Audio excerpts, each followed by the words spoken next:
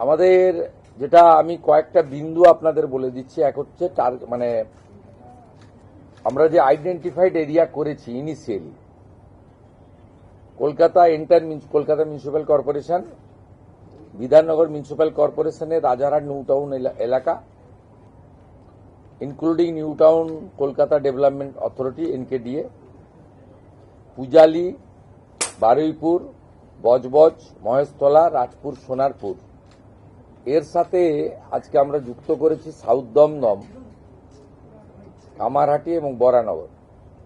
R part of HMC, part of Bally, মূলত গঙ্গার পাশে যেগুলো আন্ডার কনস্ট্রাকশন আছে সেটা উমেশ রাই, ইউডিএমএ, এইচএমসি তারা কথা বলে আইডেন্টিফাই করবে ওয়ার্ডগুলো। সেখানেও কিন্তু আন্ডার কনস্ট্রাকশনগুলোর ক্ষেত্রেই বলা হয়েছে রেল, মেট্রো রেল, আমাদের সরকারি যে কাজ, পোর্টের যে কাজ,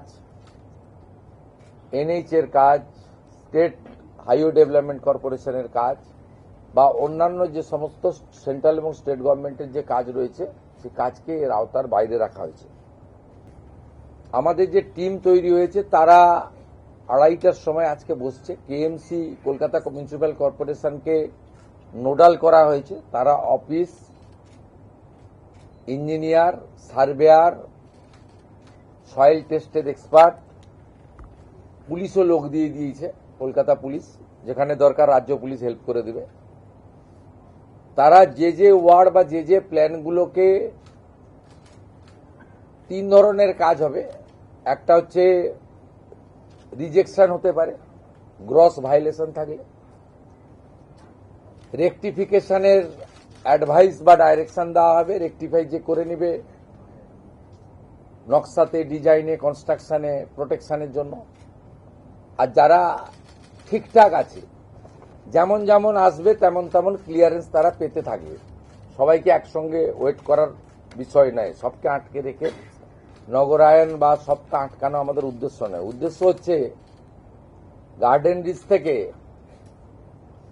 কসবা, তিলজলা হয়ে লাস্ট তারাতলা যে ইনসিডেন্টগুলো 1 বছরের মধ্যে দেখলাম, এর একটা নিয়ন্ত্রণ, একটা শেষ, একটা জীবনের অনেক দাম রয়েছে। শুধু 31শে জুলাইয়ের মধ্যে এই বিষয়গুলোর সাথে সাথে আমরা এই কমিটিকে 90 দিনের আরেকটা কাজ দিয়েছি, ফায়ার এবং লাইটনিং অ্যারেস্টার, তার একটা অডিট হাই রাইজ বিল্ডিংগুলোতে, কমার্শিয়াল বিল্ডিংগুলোতে, সেই কাজটাও তারা করবে। দুটো জিনিস ক্লিয়ার করে দিলাম। রেসিডেন্সিয়াল বিল্ডিং এর ক্ষেত্রে হাই রাইজ কাকে বলবে? G+5, clear.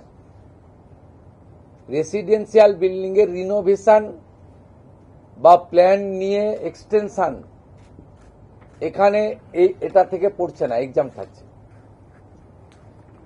রেসিডেন্সিয়াল বিল্ডিং এর এক্সামশন মানে রিনোভেশন, সংস্কার, অথবা ধরুন কেউ তার একটা পোর্শন, বারান্দা ভেঙে গেছে, সিঁড়ি ড্যামেজ হয়েছে, বা নতুন কিচেন টয়লেট বানাতে চাইছেন, তা প্রেজেন্ট বিল্ডিং এর সঙ্গে এক্সটেনশন পারমিশন নিয়েছেন, যা নিতে হয় কর্পোরেশন থেকে, বা রিনোভেশনের অনেক ক্ষেত্রে পারমিশন লাগে না, নিজেরা করতে পারেন। এক্ষেত্রে কিন্তু এটার আওতার বাইরে থাকছে, দয়া করে কনফিউশন ছড়াবেন না। হাই রাইজের লেন্থও বলে দেওয়া হয়েছে G+5, আজকে ইনক্লুড করা হয়েছে সাউথ দমদম, বরানগর, কামারহাটি, এটাও ক্লিয়ারলি আমরা আপনাদেরকে বলে দিলাম। আর হাওড়া, বালি পার্টলি ইনক্লুড করা হয়েছে, কিন্তু ওয়ার্ড আইডেন্টিফাইডটা আজকে হচ্ছে না, সোমবারের মধ্যে আমরা বলে দেব। এক্ষেত্রে আপনার ওই যেগুলো গর্ত করে রেখেছেন, সাইট খুলে রেখেছেন, আর ওই ডেঙ্গুর জল জমা, এই বিষয়গুলো ক্লিয়ার একটা অ্যাডভাইসারি, আমি বলবো না, ডাইরেকশন প্রিন্সিপাল সেক্রেটারি ইউডিএমএ দেবেন ফর দিস এরিয়া। আর ওই পৈলান, আমতলা যে এলাকাটা আছে, বিষ্ণুপুর 1 আন্ডার সাউথ 24 পরগনা, ওখানে রেস্ট্রিকশন এবং গাইডলাইনটা সাউথ 24-এর ডিএম দেবেন, যেহেতু ওটা রুরাল এলাকা।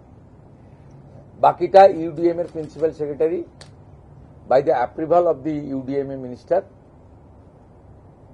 উনি একটা বিকেল 5টার মধ্যে ক্লিয়ার গাইডলাইন অ্যাডভাইসার দিয়ে দেবেন।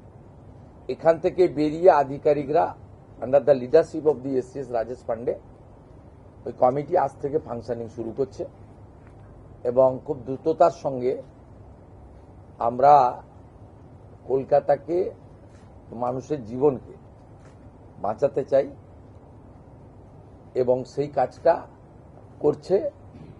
করা হবে, সবাই মিলে আমরা কাজ করব।